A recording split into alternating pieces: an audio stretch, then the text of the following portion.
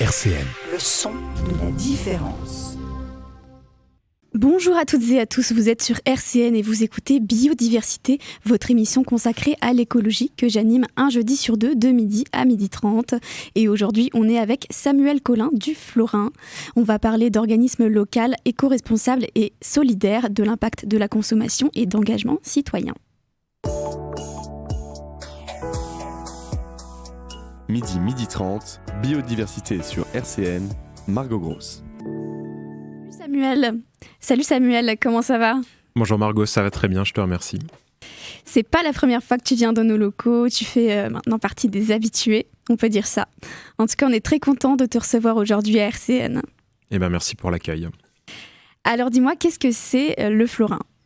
Le Florin, c'est ce qu'on appelle une monnaie locale complémentaire et citoyenne qui a été créée par un groupe d'habitants, de résidentes de Nancy, ses environs, de tout le sud de la Meurthe-et-Moselle en 2017 et qui donc circule entre des personnes, des commerces, des professionnels sur le territoire, donc sous forme de billets et depuis octobre dernier également avec une appli qui permet de payer en florin dématérialisé.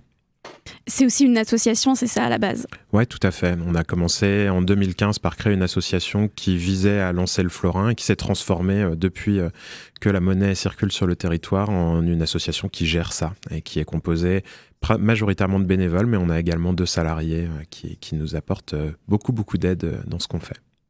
Alors comment un jour tu t'es dit il faut que je rejoigne une association écolo ? Est-ce que c'est une idée qui t'est venue du jour au lendemain ou tu as toujours eu ces convictions-là au fond de toi ? Je pense que c'est quelque chose qui est né à la fin de mes études. J'ai eu l'occasion de faire un stage en développement durable. À l'époque, on disait dans une commune pas loin de Nancy, donc aux alentours de 2007. Et ça m'a fait prendre conscience un petit peu des questions d'urgence environnementale et aussi sociale. Et ça m'a donné envie de bouger. Et voilà, l'engagement associatif est venu comme ça, dans plusieurs assos différentes, et dont le Florin à partir de 2015. Ton association, le Florin, elle existe depuis quand et comment elle a été créée ? Alors, la jeunesse, c'est le village Alternatiba de 2015, en amont de la COP21 à Paris, où le but était de réunir sur Nancy plein d'initiatives qui permettaient aux gens de se mobiliser sur les questions de climat et d'environnement. Et dans ce cadre-là, des copains avaient tenu un stand qui s'appelait Pour une monnaie locale à Nancy et avait regroupé une 50aine de personnes qui avaient dit « Ok, on veut bien bosser là-dessus » et j'en faisais partie. Et on s'est retrouvés à partir de 2016 de manière très régulière pour lancer la monnaie locale avec un aboutissement le 7 octobre 2017 qui est la date de naissance officielle du Florin donc sur tout le sud de la Meurthe-et-Moselle. Et comment tu as découvert cette association ? Depuis combien de temps tu es dedans ? Du coup, depuis le tout début. Voilà, ce fameux stand où des copains avaient voulu monter ça, c'était vraiment un collectif informel. C'est à ce moment-là que moi je suis rentré dans le projet et on a créé ensemble l'association mi-2016. Donc voilà, je fais partie de la grande troupe de papa et maman du Florin, même si on est une bonne quarantaine. Donc voilà, je suis loin d'être le seul. On parlera tout à l'heure plus en détail de ta vision de l'écologie, mais aujourd'hui, qu'est-ce que tu proposes dans ton association, le Florin ? Ce que nous on propose, c'est aux gens qui le souhaitent d'adhérer à l'association. Une fois qu'ils sont adhérents ou adhérentes, de pouvoir aller dans ce qu'on appelle des bureaux de change et donc de donner des euros pour récupérer autant de florins. Donc en gros, si j'arrive en tant que particulier et que je donne 100 euros, on va me donner 100 florins. Et à partir de là, je peux les dépenser dans un réseau de commerçants, de producteurs qui sont engagés sur des questions d'écologie. Donc le premier intérêt, c'est que moi, si j'utilise des florins, donc les billets que là j'ai dans la main, c'est de la radio, mais je les ai dans la main. Quand je vais les dépenser, je sais que je vais soutenir un réseau de professionnels qui sont engagés sur les mêmes préoccupations que moi, de préservation de l'environnement, de lien social, de solidarité territoriale, etc.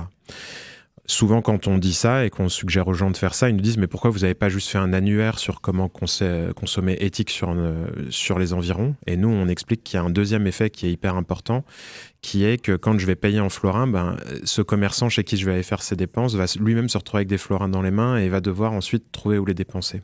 Si je te donne un exemple un peu concret, si je vais au Majeur, qui est un resto que j'aime beaucoup sur Nancy et que je paye en florins, eux-mêmes vont se retrouver avec des florins dans les mains et vont peut-être aller, par exemple, acheter leur Grenaille, une bière bio et locale avec, qui lui-même va peut-être se dire, tiens, si j'allais imprimer mes étiquettes pour mes bouteilles chez 3 idées fixes, qui est un imprimeur engagé, et comme ça, on crée un cercle vertueux de coopération qui fait qu'avec un florin dépensé, je vais soutenir plein d'acteurs du territoire qui partagent des valeurs communes avec les miennes. D'accord, donc un bel engagement écologique finalement. Le florin, ça représente du coup la même valeur que l'euro, tu l'as dit tout à l'heure. Ouais. Mais qu'est-ce qui différencie concrètement le florin de l'euro aujourd'hui ?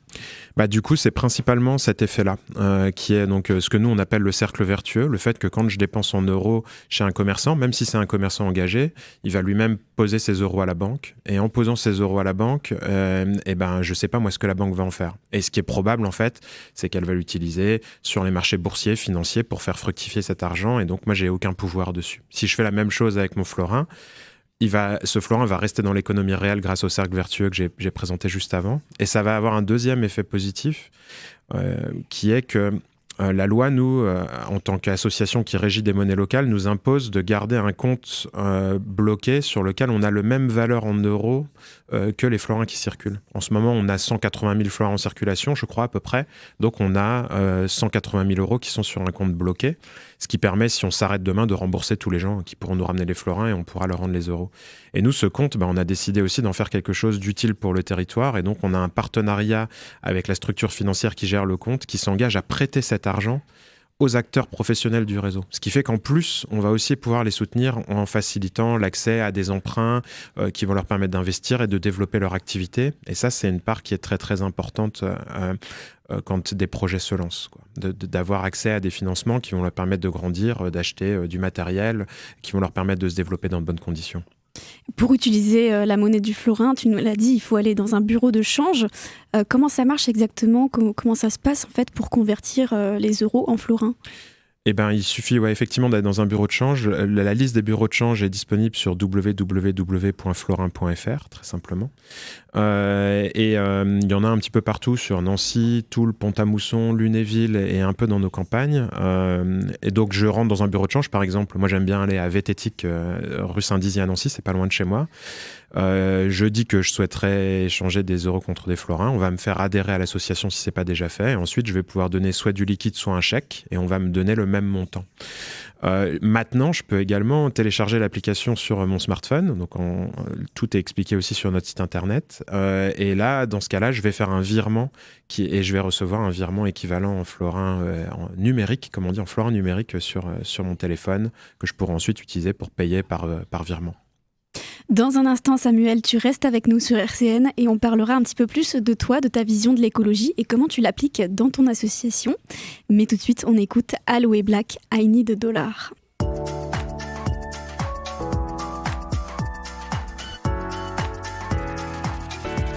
Jusqu'à 12h30, biodiversité sur RCN. C'était Aloe Black avec I Need a Dollar à l'instant sur RCN. On est toujours avec Samuel Collin du Florin. Toi, tu t'es justement lancé dans la création d'une monnaie locale, une monnaie un petit peu particulière.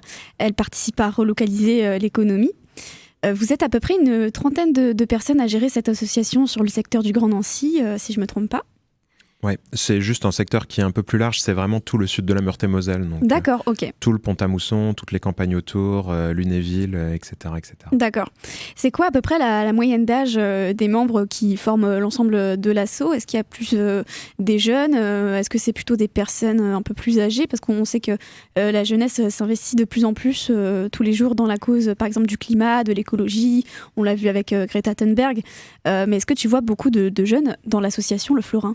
Non, dans le Florin, le public principal des gens qui s'impliquent, on va avoir des trentenaires, quarantenaires et puis des retraités principalement. On croise plein de jeunes qui sont hyper intéressés par ce qu'on fait, mais il y a un truc déjà qui est basique, c'est que pour travailler sur la monnaie, c'est bien d'avoir un certain pouvoir d'achat. Et notamment, le Florin, ça implique aussi d'aller dépenser dans des endroits qui défendent plus de valeur, qui de temps en temps, pas pour tous, mais pour certains coûtent un peu plus cher. Et c'est vrai que c'est une chose qu'on voit plutôt, enfin qui du coup va plutôt attirer des gens qui sont déjà installés, qui ont déjà leur emploi, etc. Bon, cela dit, dans plein d'autres associations et mouvements qu'on croise en permanence, on croise plein de jeunes qui sont aussi hyper intéressés par ce qu'on fait et c'est très valorisant pour nous. Est-ce que tu vis grâce à cette association ou tu es bénévole et tu travailles à côté? Comment tu gères ta vie dans l'association et puis ce que tu fais à côté? Moi, j'ai un parcours un peu atypique pour ça, dans le sens où mon engagement au Florin est 100% bénévole, mais j'ai été le premier salarié de l'association au départ, quand on a créé le poste et qu'il n'était pas très stable. L'idée était de le pérenniser et ensuite on a embauché quelqu'un pour de bon qui s'appelle Virginie et qui fait du super boulot. Et moi j'ai fait le choix il y a quelques années de me mettre en disponibilité de mon statut de fonctionnaire et depuis je travaille volontairement une seule journée par semaine au sein de Kepos, la coopérative qui est partenaire de cette émission. Et le reste du temps en fait je me consacre uniquement à des engagements bénévoles et associatifs et militants.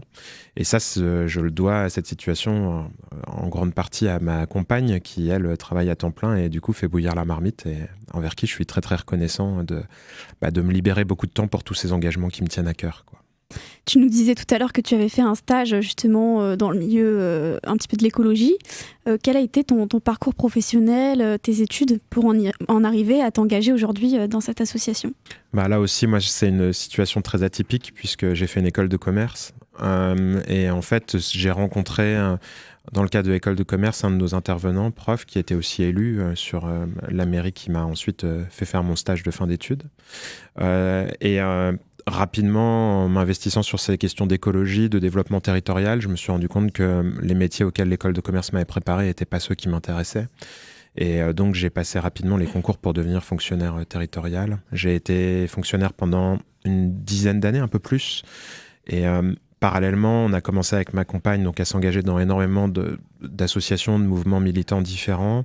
Et puis 2015, c'était les grosses mobilisations en amont de la COP21 donc sur les questions climat. Et là, je me suis rendu compte que le rythme était plus tenable de conjuguer un tel niveau d'engagement et puis un boulot à temps plein. Et donc, c'est au 1er janvier 2016 que j'ai fait le choix de partir. À l'époque, l'idée était de faire une année sabbatique pour faire que de l'associatif. Et puis finalement, ça fait 7 ans que ça dure.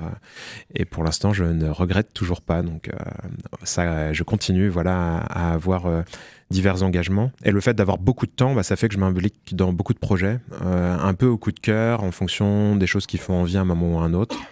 Le Florin, je pense que c'est celui qui m'a le plus occupé depuis 2015 et c'est probablement celui qui a une place un peu particulière dans mon cœur parce que je le développe depuis le début et aussi parce que ça fait revenir quand même à ma formation de départ avec les préoccupations économiques et ça a aussi du sens pour moi de m'emparer de ces sujets. Un bel engagement citoyen finalement. C'est assez tentant aujourd'hui de céder justement à la société de consommation dans tous les milieux commerciaux. Qu'est-ce que tu dirais, toi, à quelqu'un qui consomme beaucoup sans trop faire attention à son impact sur le climat notamment ? C'est une grosse question. Je pense que ça dépendrait beaucoup de la personne. Ce qui est sûr, c'est que moi, je pense qu'il ne faut pas surculpabiliser les individus sur ces questions-là. Je pense qu'on est vraiment dans une problématique qui est systémique et qui est plus liée au choix de société, de production, de distribution, de consommation qu'à la responsabilité de chacune et chacun. C'est pas pour autant qu'individuellement on n'a pas des gros efforts à faire. Moi-même, je fais très attention à me poser les questions de consommation, mais je pense qu'il faut faire attention à pas surresponsabiliser les gens, surtout quand on voit par exemple en face la pression qui est faite par le système publicitaire ou par cette un peu, comment dire, on est un peu écartelé entre la responsabilité d'être un bon citoyen, une bonne citoyenne sur les questions écologiques, et puis de l'autre, on nous dit qu'il faut consommer pour dynamiser la croissance, etc. Il y a des pubs partout qui nous disent également ça. Moi, je pense que c'est trop facile, du coup, de trop culpabiliser les individus. Cela dit, une fois qu'on a dit ça, moi, j'aime bien partager toutes mes astuces pour essayer de consommer de manière plus éthique, que ce soit en favorisant la seconde main, en se posant la question de se prêter et d'utiliser, d'avoir une économie d'usage plutôt qu'une économie de possession. En fait, il y a plein de trucs, je peux en profiter sans les posséder moi-même, etc., etc. Donc, je vais plutôt avoir envie de partager ces astuces que de montrer du doigt la personne qui a une consommation un peu trop forte. Ouais, toi qui fais partie des acteurs éco-responsables de Nancy, qu'est-ce que tu penses de l'évolution de l'écologie aujourd'hui ? Est-ce que pour toi, on met assez d'initiatives en place ? Il y a une phrase qui drive beaucoup mon engagement, qui est il faut allier le pessimisme de l'intelligence avec l'optimisme de la volonté. Si je me place du côté du pessimisme de l'intelligence, non, clairement, on n'en fait pas assez. Tous les ans, l'humanité émet plus de gaz à effet de serre que l'année précédente. On voit bien les gros problèmes d'inégalité, de chute de la biodiversité, etc. etc. Donc aujourd'hui, on n'est pas à la hauteur des enjeux. Mais j'ai quand même cet optimisme de la volonté qui me fait dire que les choses progressent vite et fort, que de plus en plus de gens s'engagent, que de plus en plus d'initiatives existent. Et moi, j'ai cette intuition que on va finir par arriver à des moments de bascule très importants où beaucoup plus de gens vont prendre conscience, s'engager et bouger. Et donc, c'est cet horizon-là qui, j'espère, est à court terme, me motive à en faire toujours plus. Mais clairement, pour l'instant, on n'a pas gagné la bataille de l'écologie et de l'égalité. On a encore un gros travail à faire là-dessus. Je vous propose de continuer en musique avec Suzanne, Pura Vida. Midi 30, biodiversité sur RCN, Margot Gross. C'était Pura Vida à l'instant sur RCN. On est toujours avec Samuel Collin du Florin. Tu nous disais tout à l'heure que c'est une association, mais c'est aussi une monnaie locale, citoyenne et complémentaire. Alors j'imagine qu'il y a des conditions pour utiliser cette monnaie. Est-ce que n'importe qui peut l'utiliser ? Est-ce que tu peux nous en dire un petit peu plus ? Alors oui, c'est ouvert à n'importe qui, dès lors que les personnes sont adhérentes à l'association. C'est vraiment une contrainte légale, et puis nous, on a besoin aussi de ces cotisations pour notamment payer nos salariés et puis nos charges. N'importe qui a envie de s'en emparer ensuite peut le faire. Pour les professionnels, les entreprises, les associations qui veulent nous rejoindre, là par contre, c'est un petit peu plus compliqué, puisque nous, on veut des structures qui partagent des valeurs communes, donc sur les questions d'écologie, de social, de solidarité, de respect de leurs salariés, etc. etc. Et donc pour un professionnel qui veut intégrer le réseau, on va lui poser plein de questions, et puis on va passer devant une commission d'agrément qui va valider ou pas l'entrée dans le réseau professionnel. Le Florin, tu nous l'as dit hors antenne, ça existe aussi en version numérique, en complément des billets. Ouais. Ça permet de faire des paiements dématérialisés directement sur téléphone ou ordinateur. La mission principale de cette asso, c'est avant tout de lutter pour l'écologie. Mais est-ce que vous avez d'autres engagements ? Ouais, on essaye de faire pas mal de petits accompagnements autres autour sur les questions d'écologie. On essaye d'être aussi cohérent que possible, quoi, pour chercher le bon terme. Donc voilà, on a ce travail très fort qui est de travailler à essayer d'orienter et de faire un peu décaler l'économie du territoire pour être plus responsable sur les questions notamment d'écologie. Mais on va aussi avoir d'autres petits impacts qu'on va chercher à avoir. Et un des impacts, c'est ce qu'on appelle le 1% associatif. C'est le fait que quand quelqu'un va adhérer au Florin, cette personne, on va l'inviter à désigner une association qui est membre du réseau, dont un bon nombre sont des associations plutôt à visée écologique, type les Amis de la Terre 54, le groupe local de Greenpeace, etc. etc. Quand la personne va faire du change de Florin, nous, on va faire un don à cette association correspondant à 1% de son change. Donc, imagine si Margot va dans un bureau de change, adhère au Florin, et puis décide de soutenir, je sais pas moi, la Ben Idée, qui est une autre association qui me tient à cœur et qui est une ressourcerie de meubles.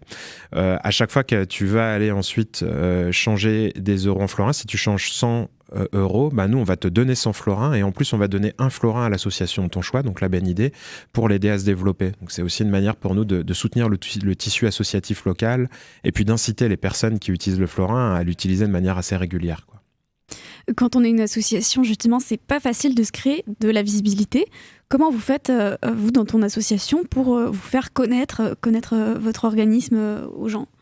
C'est probablement le truc le plus difficile, même moi je trouve, la difficulté de se faire connaître, d'exister au milieu de toutes les initiatives qui se font, encore plus sur un territoire comme Nancy où il y a une population très étudiante, donc qui ne reste pas sur la durée, donc il faut tout le temps recommencer avec les personnes qui arrivent, et puis encore plus depuis le Covid où on a moins d'événements, où être présent, etc.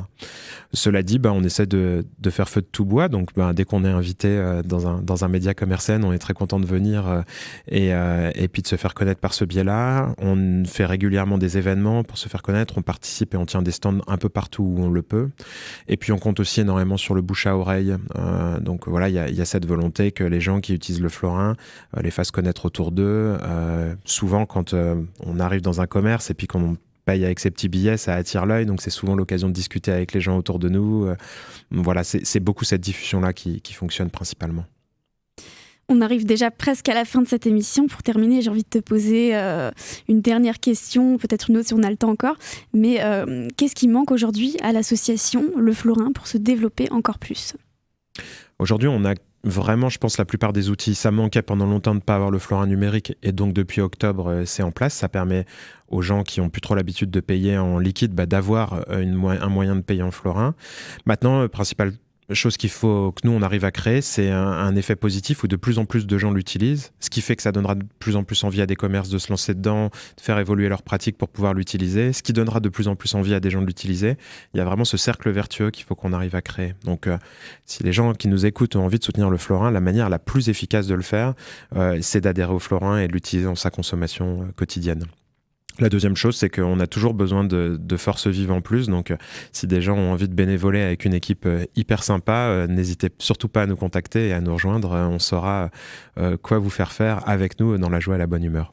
Et j'imagine que ça permet aussi de développer ses relations, le fait d'avoir beaucoup de partenaires, de rencontrer du monde qui a la même vision que toi de l'écologie. Ouais, et puis ça a aussi un autre effet qui est hyper chouette, c'est de découvrir un petit peu l'envers du décor en parlant beaucoup avec les professionnels qui tiennent toutes ces boutiques et ces commerces qui essayent de changer du modèle économique traditionnel qui est mauvais pour l'environnement et souvent mauvais pour les salariés et pour le social.